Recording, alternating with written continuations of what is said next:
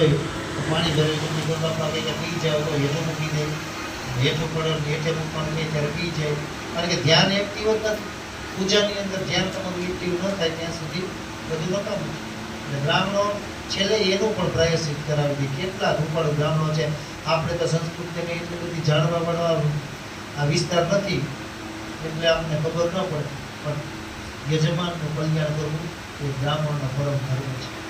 કારણ કે બ્રાહ્મણ ઉપર એ યજમાનને પૂર્ણ શ્રદ્ધા હોય છે અને શ્રદ્ધાના કાર્યની અંદર બ્રાહ્મણ પણ તમારા કાર્ય કરાવવામાં એટલા બધા પોતપ્રોત બની જાય છે કે બ્રાહ્મણ પોતે પણ એક કીર્તન કરવા માંડે છે.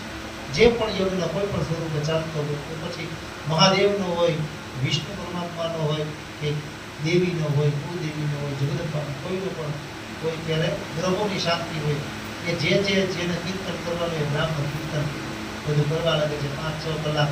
કારણ કે યજમાનનું કલ્યાણ એ બ્રાહ્મણોનો પરમ ધર્મ છે અને બ્રાહ્મણો આવું જ કરે છે.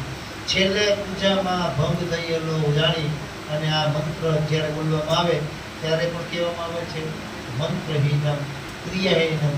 હે દેવતાઓ, મારો યજમાન મંત્ર જાણતા નથી, અબુધ છે, એ ક્રિયા પણ કરી શકતા નથી. મારે એને કહેવું પડે કે ભગવાન ઉપર ફૂલ ચડાવો, ભગવાન ઉપર પાણી ચડાવો, ભગવાન ઉપર દૂધની અભિષેક કરો, આ બધું અમારે કરવું પડે છે.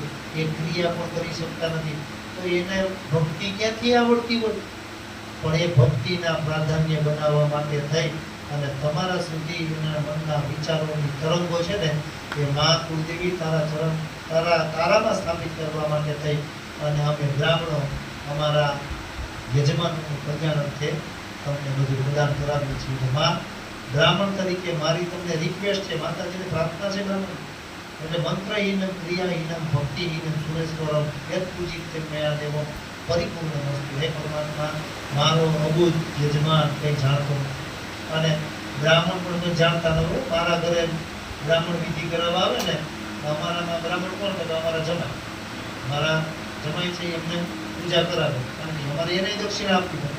અમારો ભાઈ કે મારો દીકરો કરાવે તો હું એને દક્ષિણા આપું તો એ મારા ઘરમાં જ આપું. એટલે અમારે પણ અમારા યજમાન બનીને અમારે કાર્ય કરવું પડે. અમારા જમાઈથી મોટા ભાગે અમારી પૂજન વિધિ કરાવવું પડે.